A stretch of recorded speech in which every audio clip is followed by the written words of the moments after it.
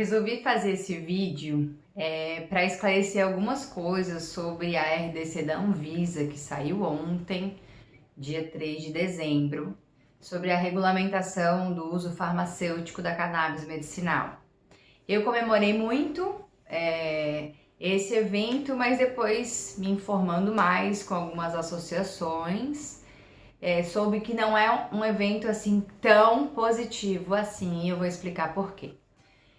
Para quem não sabe, o histórico aí da cannabis medicinal já é muito antigo. Se a gente for resgatar as medicinas milenares, como a medicina chinesa e a Ayurveda, a medicina egípcia, a cannabis já é uma planta que é utilizada há milênios a favor da humanidade por N motivos, e a ciência foi avançando nesse estudo, muitos milênios atrasada, mas enfim, é assim que funciona a ciência, e conseguiu comprovar de várias formas o uso terapêutico de vários canabinoides, que são os princípios ativos da planta, que existem centenas de princípios ativos, porém os mais conhecidos são o CBD e o THC, né?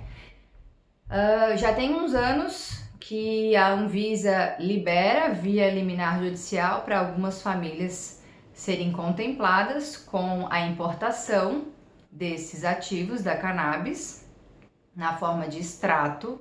Existe toda uma burocracia aí que as famílias e os pacientes precisam passar para conseguir adquirir esse produto importado. Isso já está bastante regulamentado, apesar de ser difícil, caro, mas já tem algumas famílias sendo beneficiadas. Começou primeiro as famílias para epilepsia e convulsões, e aí esse uso foi sendo expandido para outras áreas como câncer, a parte de controle de dor crônica, demências, Alzheimer, autismo, fibromialgia e inúmeras outras doenças. Cada pessoa tem uma necessidade de um canabinoide diferente, né? E isso cabe ao médico entender qual prescrição é mais indicada para cada caso. Ok, isso já é antigo, tá? Não é nada novo no Brasil. O que é atual agora é que a Anvisa regulamentou o uso farmacêutico desses medicamentos. Já tem um tempo, não vou saber precisar quanto tempo, que já existe um medicamento disponível na farmácia que chama Mevatil, que ele é metade CBD, metade THC. Acontece que ele é um medicamento extremamente inacessível, porque ele custa R$ 2.800, e às vezes isso é o valor para um mês de tratamento, dependendo do paciente, e algumas vezes nem um mês dura. E é um medicamento exclusivo pela bula para tratar a esclerose múltipla, apesar de que as indicações são muito maiores do que isso. Bom, o que aconteceu ontem? Que a Anvisa regulamentou, que por um lado foi uma vitória, ok, existiu essa vitória sim, porque afinal de contas, hoje a cannabis, o uso medicinal da cannabis está sendo mais difundido, então tem mais pessoas estudando isso, tem mais pessoas falando sobre isso. Poderemos aí quebrar alguns preconceitos da ignorância, né, das pessoas que desconhecem o uso medicinal, que ainda... pasmem, existem muitas pessoas que ainda associam a maconha a vagabundagem, a usuário de drogas e tal, né? Não vou entrar nessa discussão agora, a gente está discutindo o efeito medicinal e terapêutico dessa planta milenar. E aí, então, nesse ponto foi uma conquista importante. Porém, o que acontece? Essa RDC, essa decisão da Anvisa, ela beneficia a comercialização pelas grandes indústrias farmacêuticas. Então, mais uma vez, a gente está caindo aí na indústria, né, farmacêutica. Isso é importante? Deveria abraçar todos os lados, né? E aí eu vou falar um pouco mais sobre isso. É um avanço, A indústria farmacêutica com certeza ia participar desse mercado, não teria como frear isso, e eu acho que tem que participar mesmo. A questão é que isso ainda exclui a grande maioria da população brasileira que não tem condições de ter acesso a esses medicamentos pelo valor, pelo alto custo, né? e considerando a indústria farmacêutica, isso não vai ser muito diferente. Dizem que o valor pode ser até 5 vezes mais barato do que hoje o Mevatil é comercializado. Então isso já facilita bastante o acesso, né? Apesar de que exclui a maior parte da população, porque quem que pode pagar aí 500, 600 reais num vidrinho para um mês? E aí nisso a gente está falando de mães que têm os filhos com convulsões severas, pacientes de câncer que estão sofrendo com vários efeitos colaterais dos tratamentos convencionais, com dores intensas de pacientes terminais. A gente está falando de inúmeros pacientes de Alzheimer e Parkinson e demência senis que poderiam se beneficiar retornando à memória com o uso da cannabis, pacientes que sofrem com dor crônica que nada resolve, crianças com autismo que voltam a desenvolver uma independência nas atividades diárias. Tudo isso já está cientificamente comprovado e vivenciado por essas famílias. Nada disso é ideia minha, né? Eu tô aqui só repassando um conhecimento que eu tenho me aprofundado bastante e que inclusive é parte da minha palestra e do curso de saúde integral falar sobre a cannabis medicinal. Então, a gente ainda se preocupa muito com as associações que foram deixadas de fora, as pesquisas que não foram incluídas nem liberadas pelas universidades para poder pesquisar mais sobre isso. Então o Brasil mais uma vez está anos-luz atrás dos países de primeiro mundo que estão investindo e muito nisso. Países como os Estados Unidos, Canadá e Israel que já têm pesquisas super avançadas sobre isso, que esse uso já está amplamente definido, milhares de pacientes sendo beneficiados.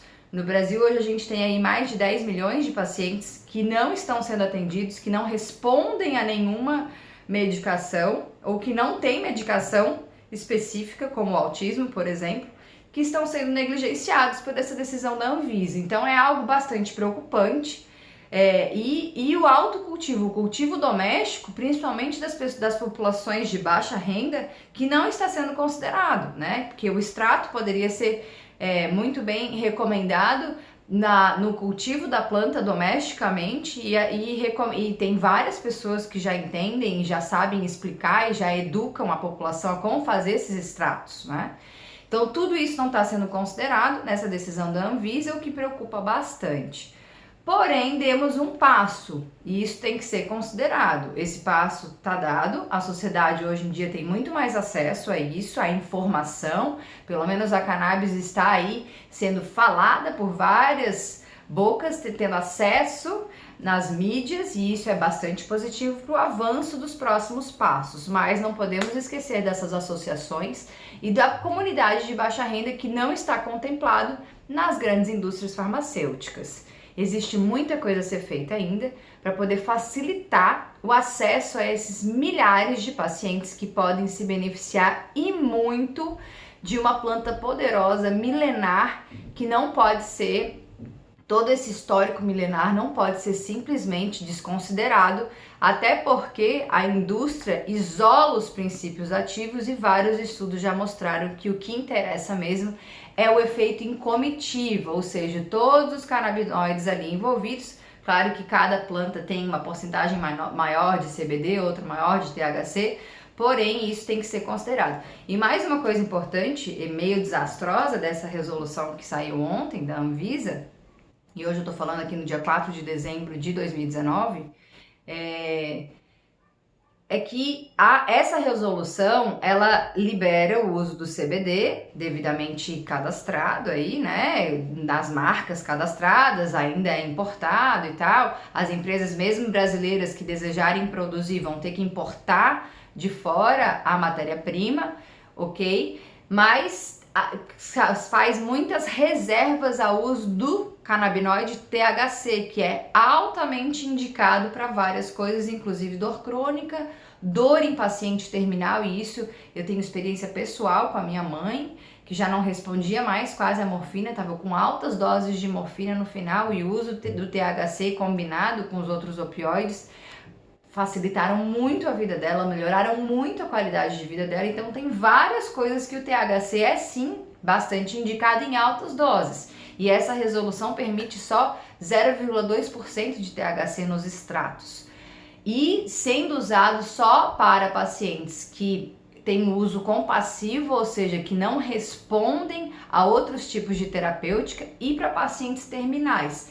Então, isso limita muito, né? E o uso do THC, eu falei aqui de um exemplo da minha mãe, que era uma paciente terminal, mas existem inúmeros outros casos de disfunções e doenças que podem se beneficiar sim e que a necessidade é de usar maiores doses de THC. Então, existe ainda muita limitação, não dá para bater palma simplesmente sem considerar esses efeitos negativos.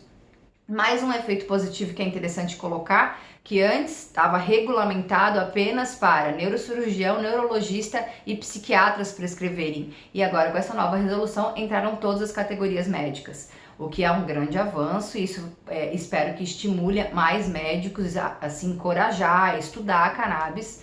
Tem inúmeros artigos, milhares de artigos disponíveis em sites de busca confiáveis, como a PubMed, por exemplo, e que vão embasar o conhecimento científico para poder prescrever. Então, espero que aumente o número de prescritores e o acesso à população. Mas é necessário que se apoie essa causa, porque a luta continua. E apoiem as associações. Tem associações muito bem respeitadas que já fazem um trabalho extremamente antigo, atendendo aí centenas de pacientes que estão se beneficiando, como é o caso das associações na Paraíba, a Abrace, a Liga Canábica. A Abrace é a única associação que tem o direito legal de produzir, né? E olha que quantidade de pessoas que estão na fila de espera. Soube hoje que tem 1.500 pessoas na fila de espera para entrarem como pacientes usuários na Abrace. É muita gente que está esperando, isso só na Paraíba.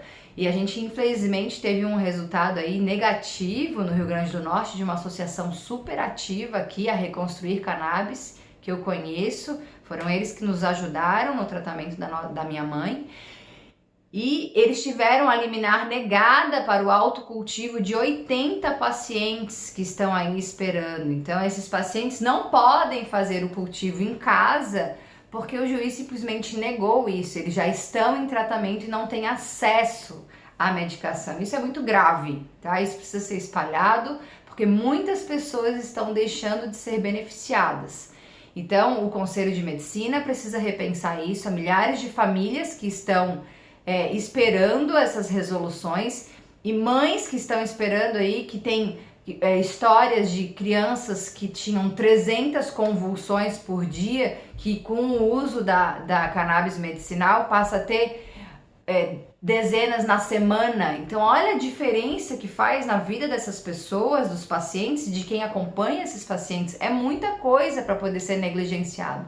Então a gente precisa de apoio nessa causa. Se juntem às associações, falem sobre isso, discutam isso, e não apenas a gente aceitar essa resolução que permite com que o monopólio seja das grandes indústrias farmacêuticas, porque isso ainda restringe muita gente de ter acesso. Compartilhe isso, é um assunto sério, que precisa ser muito bem cuidado, discutido. Tem, claro, vários cuidados aí que devem ser feitos, mas os médicos que são prescritores têm noção disso, estudam para isso, sabem o que serve para uma coisa, o que não serve, porque cada canabinoide tem uma indicação precisa e específica. Existem algumas contraindicações, existem, assim como todo medicamento, mas quem prescreve sabe disso. Então, a gente está falando de ciência. E para isso a gente precisa de apoio político, apoio da sociedade civil, apoio a essas associações que estão aí bravamente nessa militância, tentando ajudar essas famílias que não têm recurso nenhum para isso. E muita gente pode ser mais beneficiada. Então a luta continua, vamos ajudar a espalhar essa ideia.